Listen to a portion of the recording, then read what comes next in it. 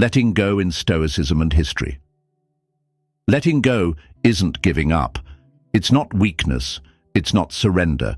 It's recognizing what no longer deserves access to your peace. It's saying, this isn't worth the wait anymore.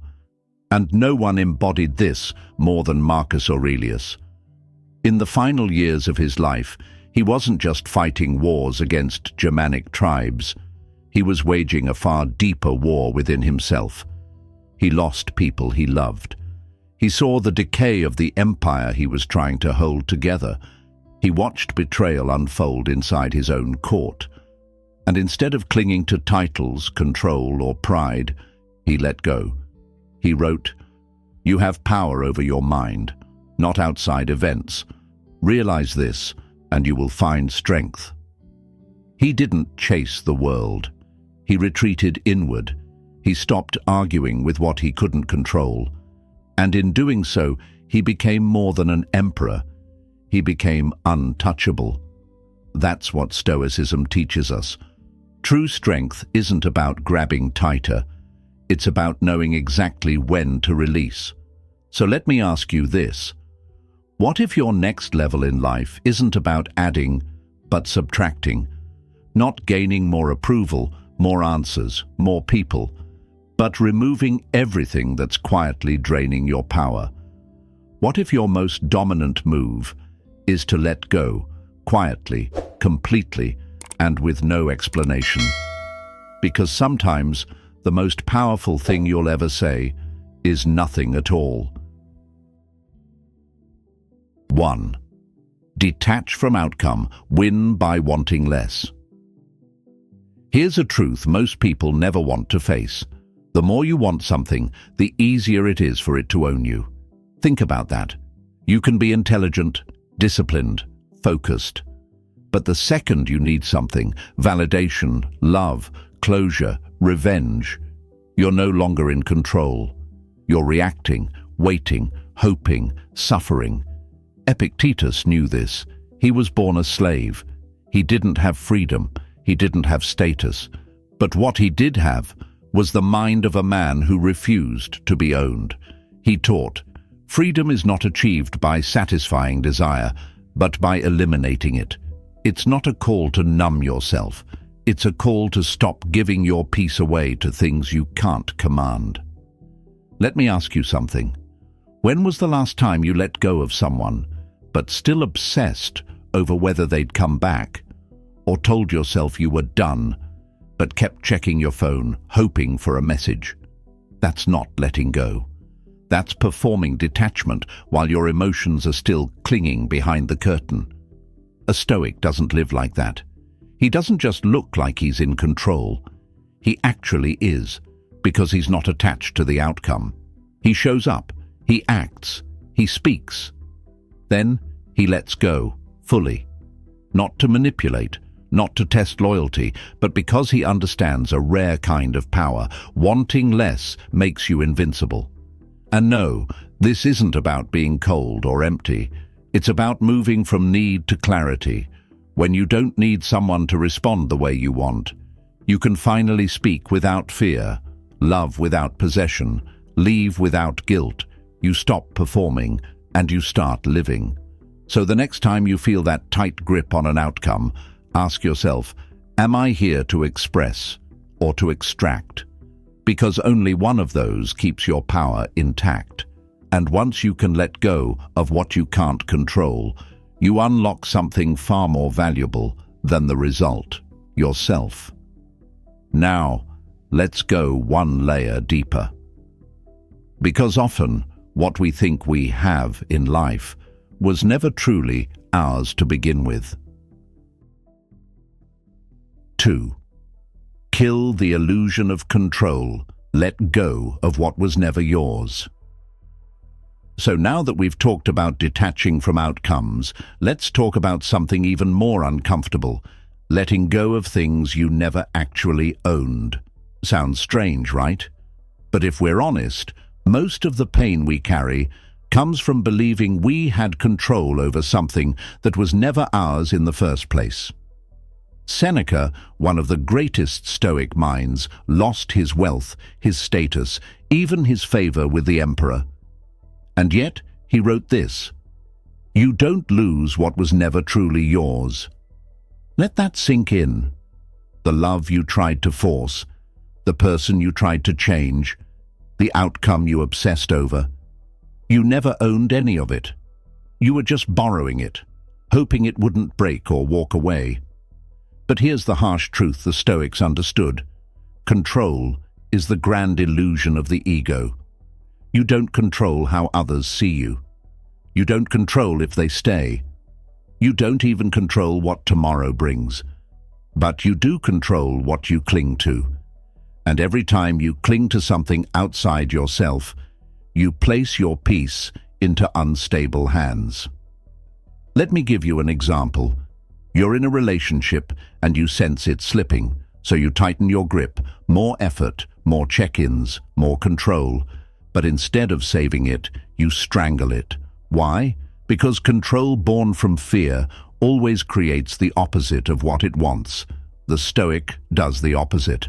He steps back, not because he doesn't care, but because he knows he can't command connection, only his own conduct. So how do you apply this? Start here. Write down 3 things in your life that are stressing you out. Now, next to each one, ask, is this something I own?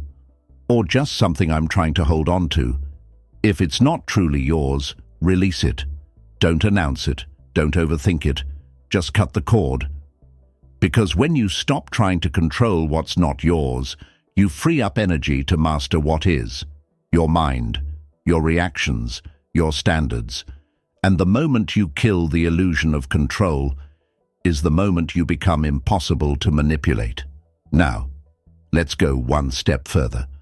What if the most powerful move is not to tighten your grip, but to walk away completely? 3. Walk away to reclaim power. Use absence as a weapon. Once you stop clinging to things you don't own, the next move becomes clear. Walk away, fully, silently, with no explanation. It sounds harsh, but in truth there is nothing colder and more commanding than absence. People think dominance comes from confrontation, but sometimes the greatest power isn't in saying the final word. It's in being the one who disappears before the conversation even happens. Let me tell you a story. There was a man, quiet, calculating, deeply loyal. He loved hard, gave everything. Until one day, he found out the person he trusted most had been lying to him for years.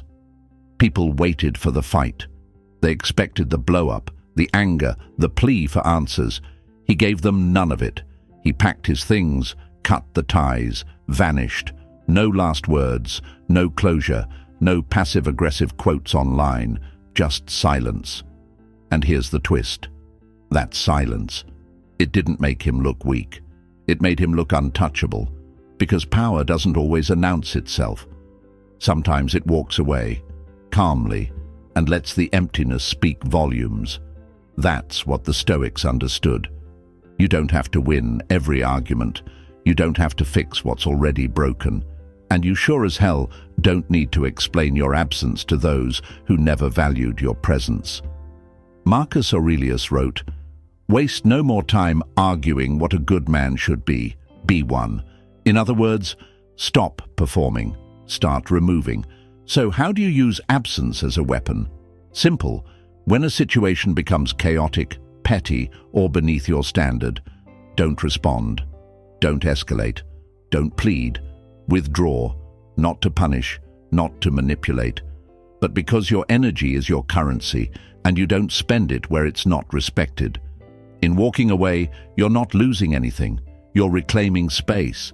You're regaining power. Let others guess where you went. Let them feel the vacuum you leave behind. And when they realize you're no longer there to chase, fix, or explain, that's when silence becomes your loudest statement. Now, ask yourself honestly, where in your life are you still showing up when you should have already left? Because once you master the art of walking away, you no longer chase power. You become it. 4. Emotional minimalism. Care less, live better. You ever snap at someone over something small, and then wonder later why it hit you so hard? It wasn't about that moment. It was about the weight you were already carrying. Unprocessed anger, old conversations, unspoken disappointments, all piled up until one little spark lit the whole fuse. That's what emotional clutter does. It turns minor moments into full-blown storms. And that's why this next Stoic practice isn't just helpful, it's essential. It's called emotional minimalism. And no, it doesn't mean you stop feeling. It means you stop hoarding feelings that aren't worth the space. By now, we've talked about letting go of outcomes, cutting illusions, walking away. But there's a deeper layer most people overlook. You don't just let go of people, you let go of excess emotion. Because if you're not careful, emotion becomes clutter, and clutter kills clarity. We live in a world that celebrates intensity. Feel everything, express everything, say it all. But the Stoic doesn't operate that way. He doesn't carry emotional luggage from every conversation. He doesn't replay every word someone said. He doesn't bleed for people who wouldn't offer him a bandage. He practices emotional minimalism, not by feeling nothing, but by feeling selectively. Let me give you a picture. Marcus Aurelius, in the chaos of war and politics, journaled each night, not to vent, but to strip away the emotional noise. He asked himself, is this essential? Is this worthy of reaction? Or is this just noise? He understood a simple truth. The more you care about what doesn't matter, the less you're available for what does. And so many of us are emotionally overdrawn. We're invested in people who don't invest back. We give energy to battles that aren't even ours. We react to every trigger like it's a command. But not you. Not anymore. Here's how you shift. Each day, ask yourself, what can I stop caring about today? Not out of apathy, but out of intention. Because when you remove the non-essential feelings, you make room for real strength. So when they ghost you, you don't flinch. When they criticize, you listen, then move. When something falls apart, you rebuild, not replay. You don't feel everything. You feel only what's worthy. And that one is what keeps your power clean, sharp, and focused. So before we move on, pause and scan your inner world. What emotional clutter are you still carrying? And what could your life feel like if you dropped it today? Next, we go deeper into perception, because sometimes the best way to reclaim yourself is to let people think you lost. 5. Let them think you lost. While you regain yourself, let me ask you something uncomfortable. Do you have the courage to be misunderstood? Because here's the truth. Sometimes the most powerful thing you can do is to let them think you lost. Let them think you broke. Let them think you're done, irrelevant, defeated. And while they're watching your silence, you're rebuilding everything they can't see. Stoics knew this tactic well. When Marcus Aurelius faced betrayal from those within his own ranks, he didn't call a meeting. He didn't clear his name. He didn't explain a single thing. He went quiet. And while the snakes whispered, he wrote, he reflected, he planned. That's not submission. That's positional dominance. Because when you try to prove you're not losing, you usually are. You're reacting. You're chasing, you're acknowledging that their perception has power over you. But the Stoic doesn't play that game. He lets the world misread him while he rewrites himself. Let me give you a real-world version. There's a woman. She gets cheated on, blindsided, humiliated. Everyone's watching to see if she'll fall apart. She doesn't post sad quotes. She doesn't subtweet. She doesn't beg. She moves in silence, She upgrades, new focus, new body, new business, new boundaries. 6 months later, the same people who pitied her are now intimidated by her because she never played the role they assigned. This is Stoic power at its peak, not the power of proof, but the power of detachment, evolution, and silence. So here's the question: where are you still trying to prove you're okay when you could be building in the dark? Let them talk, let them assume, let them feel like they won, while you step back, get clear, and come back stronger. By the time they realize what happened, you won't even be on the same level anymore. And now we arrive at the final shift, because if letting go is about reclaiming power, the highest form of that power is to turn your release into your rebirth. 6. Letting go. Final domination move. There's a moment in every Stoic's life when he realizes that true power isn't about how much he can hold, it's about how easily he can release. Not because he's weak, but because he's done playing a game that no longer serves him. You see, most people confuse dominance with control.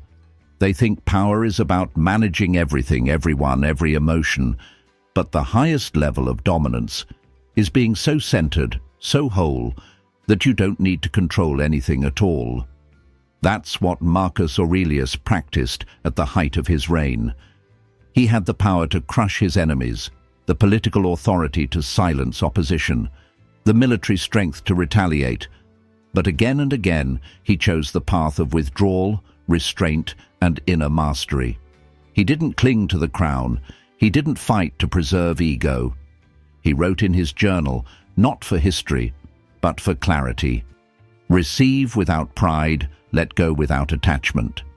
That one line holds the essence of final level Stoicism. Because there comes a point when letting go isn't just a coping mechanism, it's a strategy. You step back from chaos, not because you're broken, but because you're no longer available for dysfunction. You release people not because you stopped loving, but because you love your peace more than their patterns. You walk away not because you're out of options, but because you realized you never needed to stay to prove your worth. So here's your last test. What's the one thing you've been holding on to because you're afraid of what letting go would say about you? Now flip the script. What if letting go doesn't say, you lost? What if it says, I've outgrown this. I've ascended. I don't owe this part of my story anything more. Because the final domination move isn't to conquer others. It's to conquer your own attachment to things that no longer fit who you've become. Letting go is not the end. It's the beginning of sovereignty. And now, let's bring it all together. Because what you just learned isn't theory. It's your new playbook. Let's get this straight. Letting go doesn't mean you lost. It means you've decided not to fight battles that drain your spirit. It means your energy is no longer up for auction. It means you've remembered who the hell you are, because pain isn't the problem. Attachment is. Clinging to what's already expired. Begging for closure from people who couldn't even give you clarity. Holding on, not because it's right, but because you're afraid of the silence after release. But that silence, that's where power starts. Stoicism doesn't teach you to run from life. It teaches you to strip it down to what's essential, to stop performing, to stop chasing, to walk through the fire without flinching, because nothing outside of you holds your center anymore.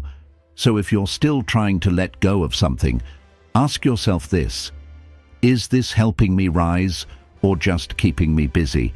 Because every day you hold on to what drains you, you delay the version of you the world actually needs to meet. Letting go isn't weakness, it's war, and it's won in silence. Now, take a breath. If this video hit you in the chest, good. That means something inside you is shifting. So let's make it real. What's one thing you know it's time to let go of? Drop it in the comments. No explanation, No story. Just name it. Let it go, right here. And here's the challenge. Come back in 30 days, read what you wrote, see how far you've come. If this video sparked something in you, like it, share it, and subscribe. Not for entertainment, but because every week we go deeper into the mindset that turns chaos into control and pain into strategy. And if you're ready to go even further, click here for the next video where we'll break down how Marcus Aurelius built mental sovereignty that no empire, no betrayal, and no loss could shake. You've let go. Now it's time to rise.